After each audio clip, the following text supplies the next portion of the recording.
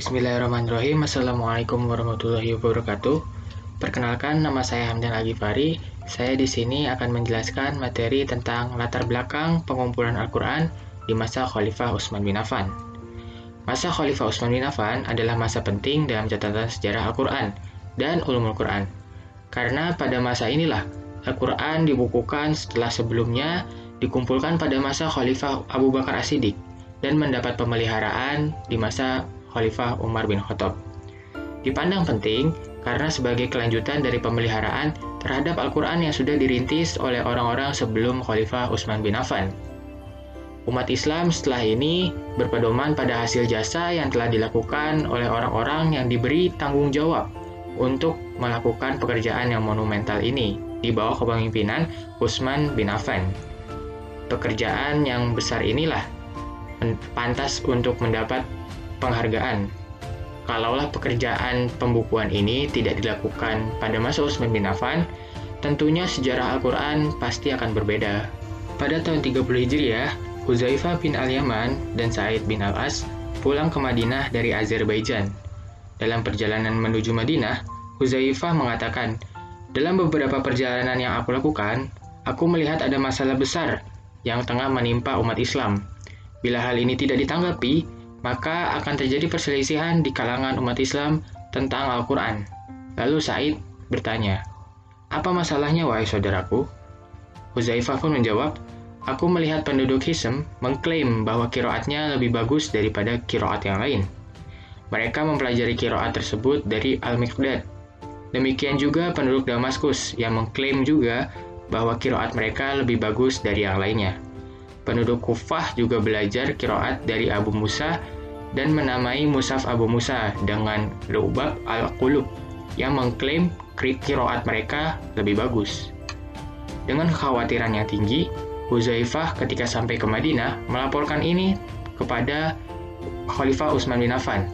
Ini sebagai isyarat bahwa dia sebagai salah seorang dari kalangan pemimpin umat Islam pada waktu itu yang memiliki tanggung jawab moral yang sangat besar terhadap Al-Quran dan juga keseluruhan umat. Dari sebuah hadis yang diriwayatkan oleh At-Tabari, tergambar kondisi umat Islam yang mencemaskan, yaitu perbedaan yang tidak hanya sebagai perbedaan saja, akan tetapi sudah sampai pada tingkat yang membahayakan, yaitu pada tingkat kafir mengkafirkan. Seorang khalifah, dalam hal ini Utsman bin Affan, telah melihat sinyal-sinyal perpecahan di tengah berproses dan tersebar di tengah-tengah masyarakat yang berada di bawah kepemimpinan dan tanggung jawab beliau.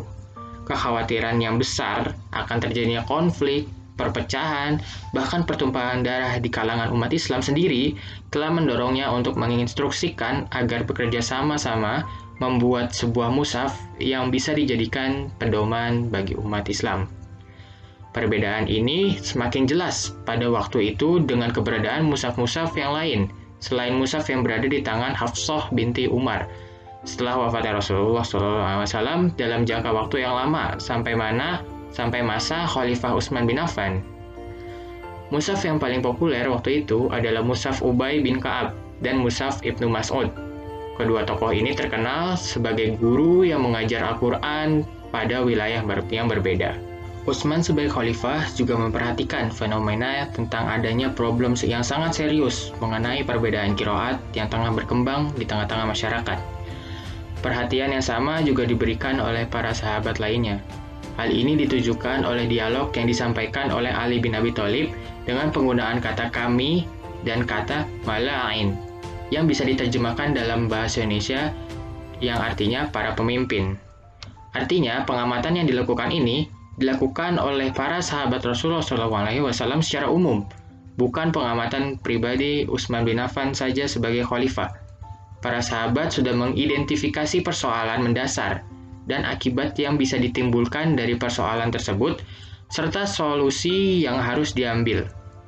Ini menunjukkan secara tidak langsung sudah terjadi kesepakatan di kalangan para sahabat untuk menyatukan umat Islam dalam naskah mushaf yang akan dijadikan pedoman, seperti juga halnya yang tertangkap oleh Hudzaifah bin Al-Yaman. Mungkin itu saja penjelasan dari saya. Selanjutnya akan dilanjutkan penjelasannya oleh rekan saya. Terima kasih.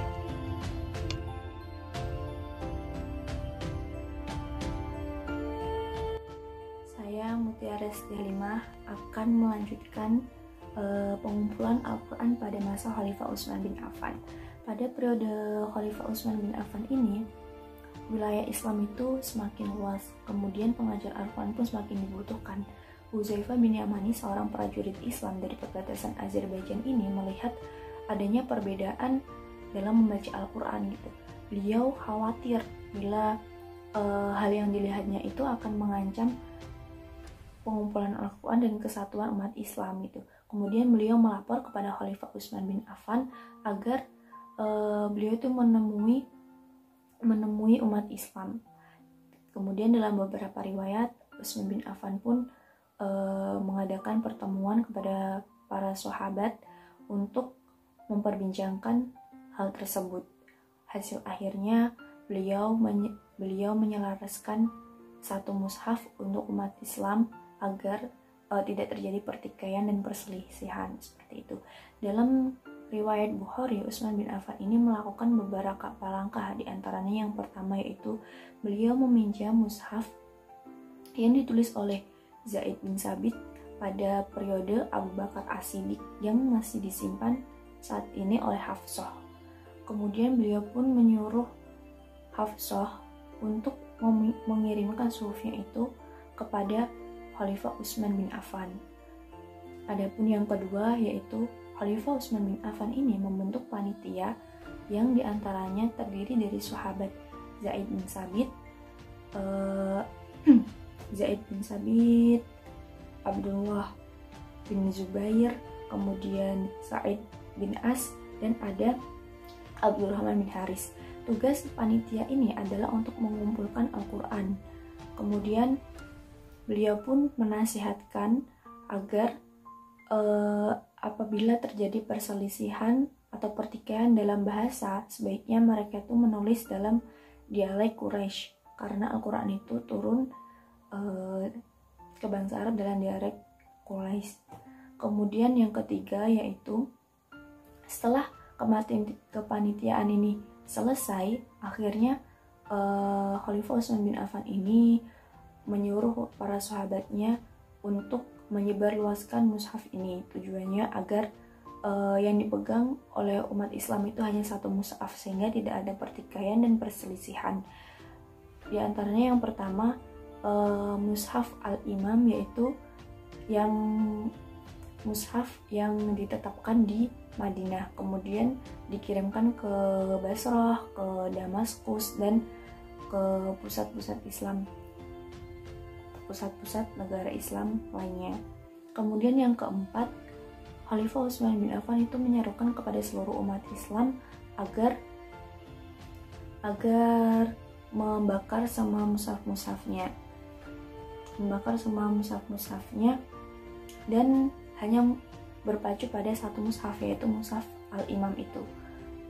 Kemudian dapat dikatakan bahwa Al-Quran yang beredar saat ini adalah Al-Quran yang diturunkan kepada Nabi Muhammad SAW, meskipun melalui beberapa proses pengumpulannya, tetapi tidak sama sekali mengurangi keautentikan Al-Quran tersebut. Mungkin itu sedikit dari saya. Selanjutnya akan dilanjutkan oleh teman saya.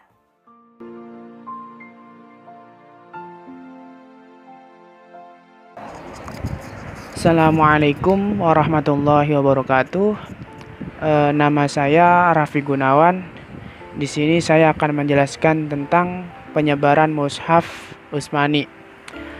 Jadi, riwayat-riwayat tentang jumlah mushaf yang berhasil diselesaikan penulisannya dan ke kota-kota mana ia dikirim itu sangat beragam. Menurut pandangan yang diterima secara luas, satu mushaf Al-Quran itu disimpan di Madinah, dan 3 salinannya itu dikirim ke Kufah, Basrah, dan Damaskus. Untuk pendapat populer lainnya yang dipegang penulis Itzkon itu menyebut 5 expanser dan menambahkan kota Mekah ke jajaran 4 kota di atas, sementara Al-Zarqani mengemukakan bahwa mushaf yang digandakan itu ada 6 expanser. 5 di antara 5 di antara dikirim ke 5 kota yang baru disebutkan, dan sisanya 1 eksemplar disimpan oleh Utsman. Nah, mushaf di tangan Utsman inilah yang kemudian dikenal sebagai Al-Imam, yaitu atau mushaf induk.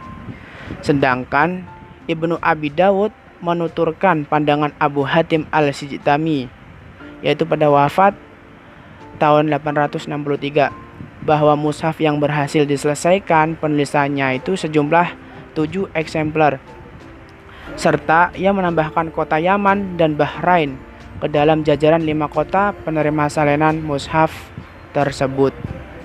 Itulah penjelasan dari saya. Sekian dan terima kasih.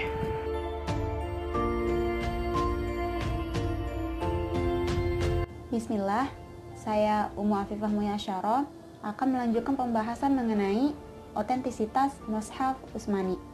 Baiklah, sebelumnya saya akan mengutip sedikit pernyataan dari Al-Baqilani di dalam kitab beliau Al-Intisar, di mana pernyataan ini dikutip lagi oleh Az-Zarqani di dalam kitabnya Manahil Irfan fi Ulum Al-Quran. Pernyataan beliau begini: Allah itu tidak mengharuskan bentuk tertentu sebuah tulisan untuk manusia. Tentang penulisan Al-Quran dan para penulis-penulis mushaf, tidak ada ketentuan model tulisan tertentu untuk mencatat Al-Quran. Juga, tidak ada larangan menggunakan model tulisan sebagaimana tulisan awal. Bahkan ada hadis yang menyebutkan bahwa Al-Quran bisa ditulis dengan segala bentuk yang lebih mudah, sebab Rasulullah Shallallahu Alaihi Wasallam hanya memerintahkan untuk menulis Al-Quran saja. Nah, tidak menentukan cara dan model tulisan tertentu untuk menulisnya. Tak seorang pun dilarang untuk menulis Al-Quran oleh beliau. Karena itulah, tulisan-tulisan mushaf itu berbeda-beda, dan setiap kelompok itu menulis Al-Quran sesuai dengan metodologi yang berlaku di kalangan mereka sendiri. Oleh sebab itu, bentuk tulisan ditulis dengan huruf kufi dan khat dasar, di mana huruf lam ditulis dengan bentuk huruf kaf dan huruf alif ditulis dengan melengkung. Dari pernyataan di atas itu menjadi jelas bahwa perbedaan antara mushaf Utsmani dan mushaf-mushaf yang lainnya itu tidak menjadikan keaslian atau keotentikan Al-Quran itu diragukan. Sebab dalam hal ini yang menjadi penting atau menjadi garda terdepan ialah tradisi hafalan yang ada pada umat Islam sejak zaman Rasulullah Shallallahu Alaihi Wasallam hingga sekarang, itu untuk menjaga kelestarian dan keotentikan Al-Quran. Dan juga teman-teman, perbedaan bacaan ataupun tulisan di dalam mushaf tidak merusak kualitas hafalan yang ada pada umat Islam. Di samping itu, dalam proses penyeragaman yang dilakukan oleh Utsman bin Affan ini secara perlahan mendekati kata sempurna, di mana beliau itu memerintahkan Zaid bin Sabit sebagai ketua pelaksana dalam penyusunan atau penulisan kembali mushaf Al-Quran ini. Nah, dalam penyusunan kembali Al-Quran ini, beliau itu tidak semata-mata menyalin langsung dari suhuf yang ada pada Hafsah, tetapi beliau ini juga meminta kepada sahabat-sahabat yang memiliki catatan Al-Quran, baik itu di bebatuan, di pelepah kurma, di dedaunan, tulang belulan dan lain sebagainya, itu untuk diserahkan kepada beliau. Lalu disebutkan nama sahabat yang menyerahkan catatan tersebut. Lalu sahabat itu disuruh untuk bersumpah, sehingga keotentikan Al-Quran itu atau keaslian Al-Quran itu terjaga. Nah, dengan adanya kecakapan dan pengalaman yang dimiliki oleh sahabat Zaid bin Thabit ini, tentu saja kemampuan dan metode yang diterapkan oleh beliau itu telah membawa orisinalitas Al-Quran dari masa Nabi Muhammad SAW sampai masa Utsman bin Affan. Dugaan adanya ayat-ayat yang tidak terekam di dalam mushaf Utsmani ini biasanya itu terdapat dalam pembahasan nasikh dan mansukh, dan khususnya nasikh pada bacaan atau teks. Nah, dalam beberapa riwayat itu dapat ditemukan bahwa adanya beberapa ayat yang diduga sebagai ayat Al-Quran, tetapi tidak dituliskan dalam mushaf Utsmani. Nah, pembahasan ini itu diulas secara tuntas ya dalam kajian Ulumul Quran. Baiklah, secara garis besarnya terdapat 3 kategori utama dalam bahasan tentang nasikh dalam Al-Quran ini, yaitu pertama yaitu nasikh al-hukum wa al-tilawah, di mana wahyu yang terhapus itu baik hukum maupun bacaannya. Dan yang kedua itu ada nasikh al-hukum duna al-tilawah, di mana yang terhapus itu hanya hukumnya, akan tetapi sementara teks ataupun bacanya itu masih ada, terdapat di dalam mushaf. Dan yang ketiga ada nasikh at-tilawah duna al-hukum, di mana yang terhapus itu teksnya atau ayatnya, akan tetapi hukumnya itu masih berlaku. Dari 3 kategori tersebut, hanya kategori pertama dan ketiga yang masuk dalam pembahasan kita sekarang, yaitu yang pertama nasikh al-hukum wal tilawah, di mana hukum dan bacaannya itu dinasahkan atau dihapuskan. Nah, ini seperti At-Tabrani yang melaporkan bahwa Umar bin Khattab berkata bahwa Al-Quran itu terdiri dari 1.027.000 kata. Namun kenyataannya Al-Quran yang ada pada kita sekarang ini bahkan jumlahnya itu tidak sampai sepertiga dari riwayat yang disebutkan tadi. Nah, jadi menurut riwayat itu sekitar 2/3 bagian kitab suci Al-Quran itu dinasahkan atau dihapuskan. Bahkan di dalam sejumlah riwayat itu disebutkan bahwa surat-surat tertentu pada mulanya itu memiliki kandungan yang lebih ekstensif dari kandungan aktual surat-surat tersebut di dalam Mushaf Utsmani. Nah, contohnya itu ada surah Al-Ahzab. Di dalam Mushaf Utsmani itu hanya memiliki 73 ayat.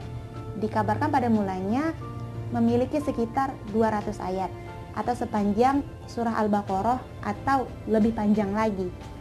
Demikian pula surah At-Taubah dan surah Al-Bayyinah juga dikabarkan pada awalnya itu memiliki kandungan yang lebih ekstensif dari yang ada sekarang dan sebagainya.